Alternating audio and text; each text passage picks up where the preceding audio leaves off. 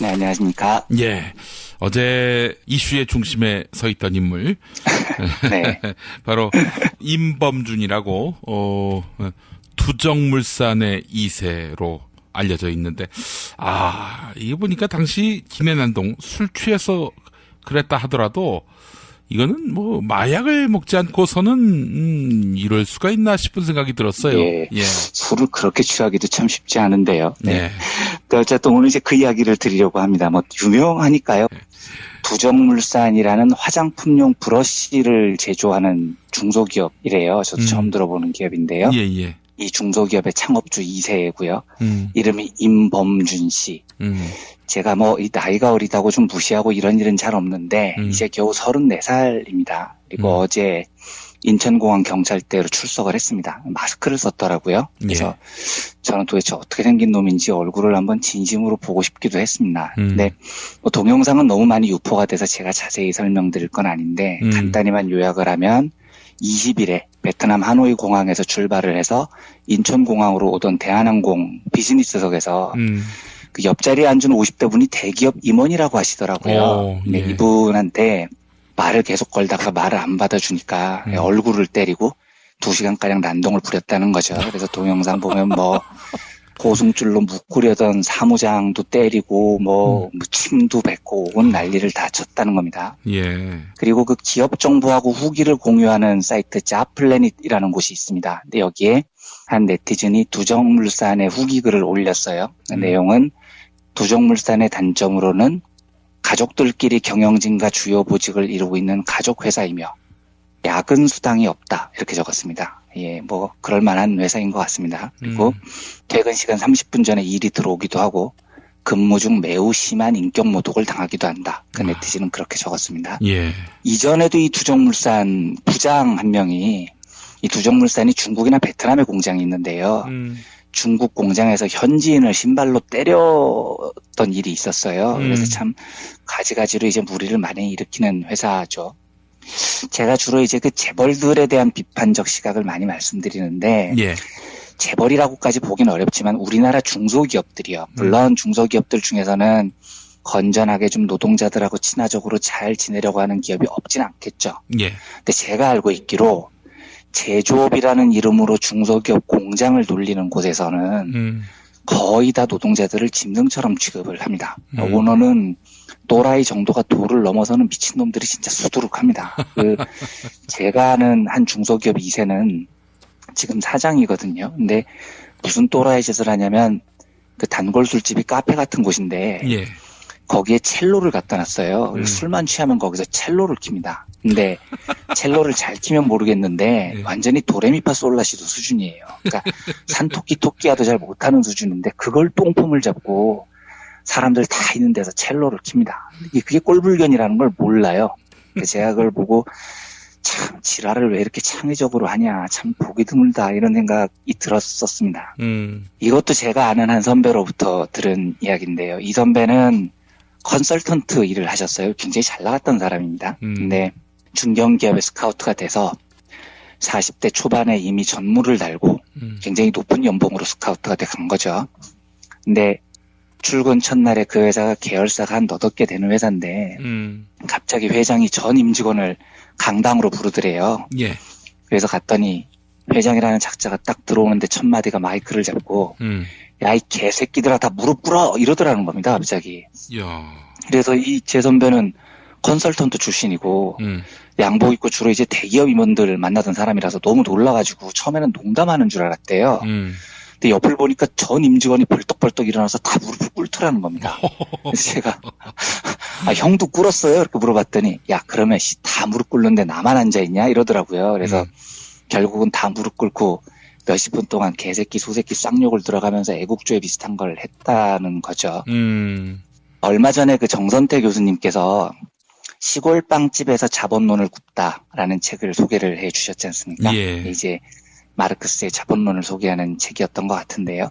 그리고 정선태 교수님께서 마르크스라는 인물이 한국에서 얼마나 많이 왜곡이 돼 있고 또 마르크스가 남긴 사회적 경제적 그 사고의 수준이 얼마나 인류 지성 역사에서 소중한 자산인지도 말씀을 해주셔서 저도 참 많이 경청을 했습니다만 그 마르크스 경제학의 가장 큰 특징을 한마디로 이야기를 하라고 한다면 어렵지만요. 저는 이렇게 대답을 할 것 같아요. 자본주의가 형성된 이래 자본주의를 경제학적으로 분석을 할 때 인간이라는 존재를 마르크스처럼 철학적이고 사회학적으로 심오하게 분석을 한 바탕으로 그걸 토대로 경제학을 전개한 학자가 한 명도 없습니다. 대부분 경제학자들은 인간은 그냥 이기적이야 이렇게 전제하고 끝내버립니다. 그리고 숫자하고 경제학 모델만 남아있어요. 그런데 마르크스 경제학은 노동력, 자본 이런 개념에서 출발을 하지만 그 바탕에는 인문학을 기반으로 한 심오한 철학하고 사회학이 전제가 되어 있습니다. 그래서 마르크스 경제학하고 사상은 전체적으로 보면 정말로 놀라운 지평을 열게 됐다는 평가를 받아요. 그러니까 이 사람이 한국에서 이제 빨갱이 대부로 홀대받지 유럽에서는 뭐 이 사람이 남긴 이 넓은 사상의 지평의 의미는 정말 지대한 평가를 받는 사람인 거죠. 또 오늘은 제가 그 중에서 요 이야기를 하나만 드리고 넘어가려고 합니다. 마르크스가 인간을 어떤 존재로 보느냐, 이제 이걸 조금 어려운 말로 인간은 사회적 존재다 이렇게 이야기를 합니다. 요거 한 발짝 더 나가면 인간의 본질은 사회적 관계의 총체다라고 말을 있는데요.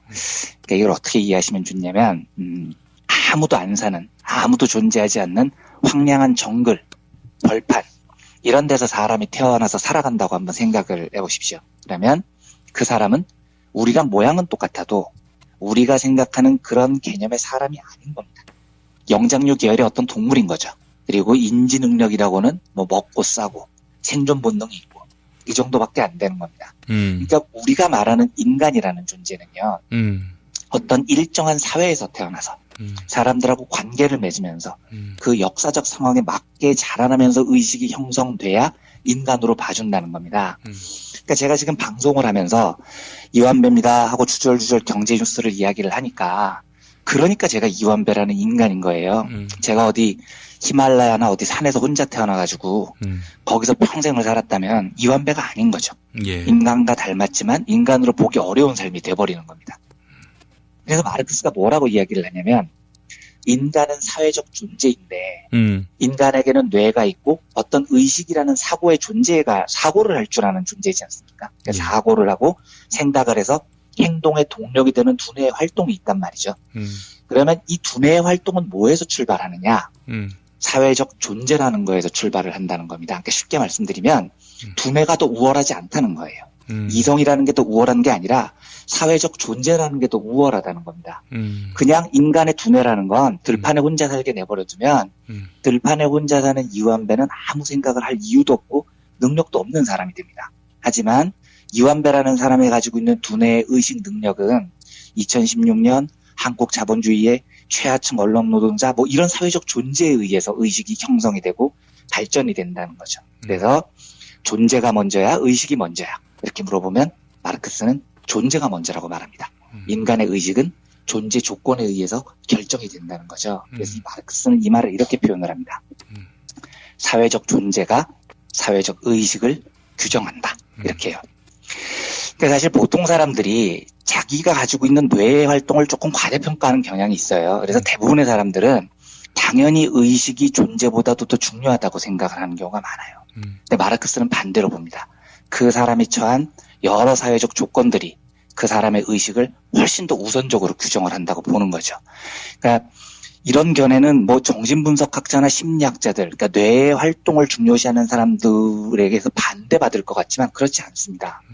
굉장히 그 위대한 정신분석학자인 에리 프롬도 이걸 동의를 해요. 그러니까 어떻게 얘기를 하냐면 경제 제도의 특성에 의해 한 개인에게 정해진 삶의 양식이 그의 전체적인 심리를 결정하는 제1차적인 요소가 된다. 이렇게 프롬이 얘기를 합니다. 그러니까 경제적 조건이 사람의 심리와 의식을 결정한다는 거죠.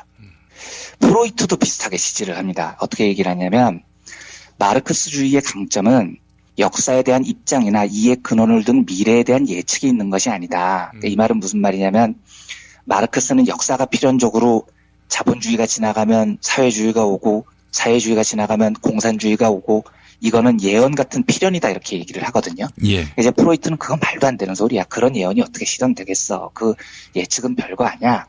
그런데 마르크스주의의 진짜 강점은 인간의 경제적인 관계가 그들의 지적이고 윤리적이고 예술적인 견해에 미치는 결정적인 영향에 대한 예리한 통찰력에 있다. 이렇게 얘기를 합니다. 그러니까 사람의 윤리, 지적 능력, 예술적인 견해 이런 뇌의 활동은 경제적인 존재 조건에 의해서 결정되는 경우가 많다는 거죠. 이게 조금 어렵게 들리셨을 수도 있었겠는데요. 이게 우리나라 중소기업 오너들 자식들, 뭐 재벌들 자식들, 뭐 이런 사람들 마찬가지로요. 예. 쟤들이 왜 저렇게 싸가지가 없냐, 왜 저렇게 폭력적이냐를 간단히 생각하면, 물론 뭐 가정교육을 제대로 못 받아서 그렇다고도 할 수 있어요. 근데 보다 근본적으로 들어가 보면요, 저들의 의식은 저들이 살고 있는 사회적인 존재 조건이 규정을 하는 겁니다. 그러니까 재벌이라는 환경, 오너 자식이라는 환경, 이 조건이 의식을 만들어내는 거예요. 그렇게 본다면 가장 근본적인 문제는 저들이 폭력적인 이유는 자본이 폭력적이기 때문입니다. 그러니까 자본이 폭력적이고 그 폭력적이라는 테두리 안에서 태어났기 때문에 자기의 이미 존재하는 조건 자체가 약자들을 두들겨 패는 자본의 폭력성 위에 서 있기 때문에 의식이 자연스럽게 따라가 버리는 겁니다. 그러니까 이 말은 얘들은 계도를 하거나 교육을 한다고 나아지지 않는다는 걸 뜻합니다. 이거 아무리 의식을 따로 떼서 정신교육 해봐도요, 얘네들이 살고 있는 존재 조건 자체가 폭력적인 자본인 한 의식은 거기를 벗어나지 못해요. 그러니까 이제 방법은 둘 중에 하나죠. 하나는 자본의 폭력성을 제거하거나 아니면 이런 정신병자들을 사회로부터 격리를 시키거나 해야 되는 건데 둘 중 보다 근본적인 방법을 선택을 하라면 폭력성을 제거하는 거여야 됩니다. 그러니까 얘들이 살고 있는 존재 조건 자체를 근본적으로 뜯어고치지 않는 한 얘들의 사회적 의식은 영원히 변하지 않습니다. 뭐 참 하찮고 한심한 인간이지만요. 이 두정물산의 2세 임범준, 이 사람을 보면서 저는 한국 자본의 폭력성을 그대로 볼 수 있었습니다. 자본이 폭력적이니까 제가 폭력적인 거겠죠. 그래서 굉장히 뭐 씁쓸한 그런 마음이 들어서 경찰 출석했길래 이 뉴스를 먼저 골라왔습니다. 예. 자본이 만약에 그 공유돼야 할 것들, 그리고 독점할 수 없는 것들, 이런 인식이 있다면은 자본이 폭력적일 수가 없겠어요. 그렇죠. 그러니까 자본이 폭력적이지 않게 만들면 저들의 인격도 훨씬 더 바르게 되는 겁니다. 그거부터 바꿔야 되죠. 자본을 서로 공유하게 만들고 그 공유 속에서 서로 타협하고 협상하게 만들면 폭력적일 수가 없잖아요. 예. 근데 자본을 독점해서 지 멋대로 결정을 하려고 하니까 폭력성이 내재돼 버리는 거죠. 예. 아이들에게 돈은 폭력적이지 않다. 이걸 심어주기 위해서는 더 많이 기부하고 또 이 돈을 뭐 기부의 대상 혹은 뭐 탐욕의 대상 이런 게 아니게끔 인식시킬 필요가 있겠다. 네, 맞습니다. 예, 알겠습니다. 더라고요. 그래서 저는 도대체 어떻게 생긴 놈인지 얼굴을 한번 진심으로 보고 싶기도 했습니다. 근데 뭐 동영상은 너무 많이 유포가 돼서 제가 자세히 설명드릴 건 아닌데 간단히만 요약을 하면 20일에 베트남 하노이 공항에서 출발을 해서 인천공항으로 오던 대한항공 비즈니스석에서 그 옆자리에 앉은 50대 분이 대기업 임원이라고 하시더라고요. 근데 이분한테 말을 계속 걸다가 말을 안 받아주니까 얼굴을 때리고 2시간가량 난동을 부렸다는 거죠. 그래서 동영상 보면 뭐 고승줄로 묶으려던 사무장도 때리고 뭐 침도 뱉고 온 난리를 다 쳤다는 겁니다. 예. 그리고 그 기업 정보하고 후기를 공유하는 사이트 자플래닛이라는 곳이 있습니다. 근데 여기에 한 네티즌이 두정물산의 후기 글을 올렸어요. 그 내용은 두정물산의 단점으로는 가족들끼리 경영진과 주요 보직을 이루고 있는 가족다. 오너는 또라이 정도가 도를 넘어서는 미친놈들이 진짜 수두룩합니다. 제가 아는 한 중소기업 2세는 지금 사장이거든요. 근데 무슨 또라이 짓을 하냐면 그 단골 술집이 카페 같은 곳인데 예. 거기에 첼로를 갖다 놨어요. 술만 취하면 거기서 첼로를 킵니다. 근데 첼로를 잘 키면 모르겠는데 완전히 도레미파솔라시도 수준이에요. 그러니까 산토끼 토끼야도 잘 못하는 수준인데 그걸 뽕폼을 잡고 사람들 다 있는 데서 첼로를 킵니다. 그게 꼴불견이라는 걸 몰라요. 제가 그걸 보고 참 지랄을 왜 이렇게 창의적으로 하냐, 참 보기 드물다 이런 생각이 들었었습니다. 이것도 제가 아는 한 선배로부터 들은 이야기인데요. 이 선배는 컨설턴트 일을 하셨어요. 굉장히 잘 나갔던 사람입니다. 근데 중견기업의 스카우트가 돼서 40대 초반에 이미 전무를 달고 굉장히 높은 연봉으로 스카우트가 돼 간 거죠. 근데 출근 첫날에 그 회사가 계열사가 한 8개 되는 회사인데 갑자기 회장이 전 임직원을 강당으로 부르더래요. 예. 그래서 갔더니 회장이라는 작자가 딱 들어오는데 첫 마디가 마이크를 잡고 야, 이 개새끼들아 다 무릎 꿇어 이러더라는 겁니다. 갑자기. 야. 그래서 이 제 선배는 컨설턴트 출신이고 양복 입고 주로 이제 대기업 임원들 만나던 사람이라서 너무 놀라가지고 처음에는 농담하는 줄 알았대요. 근데 옆을 보니까 전 임직원이 벌떡벌떡 일어나서 다 무릎을 꿇더라는 겁니다. 그래서 제가 아, 형도 꿇었어요? 이렇게 물어봤더니 야, 그러면 다 무릎 꿇는데 나만 앉아있냐? 이러더라고요. 그래서 결국은 다 무릎 꿇고 몇십 분 동안 개새끼, 소새끼 쌍욕을 들어가면서 애국조회 비슷한 걸 했다는 거죠. 얼마 전에 그 정선태 교수님께서 시골 빵집에서 자본론을 네, 안녕하십니까? 예. 어제 이슈의 중심에 서 있던 인물. 네. 바로 임범준이라고 두정물산의 2세로 알려져 있는데 이거 보니까 당시 김해난동 술 취해서 그랬다 하더라도 이거는 뭐 마약을 먹지 않고서는 이럴 수가 있나 싶은 생각이 들었어요. 예. 예. 술을 그렇게 취하기도 참 쉽지 않은데요. 네. 네. 그러니까 어쨌든 오늘 이제 그 이야기를 드리려고 합니다. 뭐 유명하니까요. 네. 두정물산이라는 화장품용 브러쉬를 제조하는 중소기업이래요. 저도 처음 들어보는 기업인데요. 예, 예. 이 중소기업의 창업주 2세고요. 이름이 임범준 씨. 제가 뭐 이 나이가 어리다고 좀 무시하고 이런 일은 잘 없는데 이제 겨우 34살입니다. 그리고 어제 인천공항 경찰대로 출석을 했습니다. 마스크를 썼 회사이며 야근 수당이 없다 이렇게 적었습니다. 예, 뭐 그럴 만한 회사인 것 같습니다. 그리고 퇴근 시간 30분 전에 일이 들어오기도 하고 근무 중 매우 심한 인격 모독을 당하기도 한다. 그 네티즌은 그렇게 적었습니다. 예. 이전에도 이 두정물산 부장 한 명이 이 두정물산이 중국이나 베트남에 공장이 있는데요. 중국 공장에서 현지인을 신발로 때렸던 일이 있었어요. 그래서 참 가지가지로 이제 무리를 많이 일으키는 회사죠. 제가 주로 이제 그 재벌들에 대한 비판적 시각을 많이 말씀드리는데 예. 재벌이라고까지 보기는 어렵지만 우리나라 중소기업들이요. 물론 중소기업들 중에서는 건전하게 좀 노동자들하고 친화적으로 잘 지내려고 하는 기업이 없진 않겠죠. 예. 근데 제가 알고 있기로 제조업이라는 이름으로 중소기업 공장을 돌리는 곳에서는 거의 다 노동자들을 짐승처럼 취급을 합니다.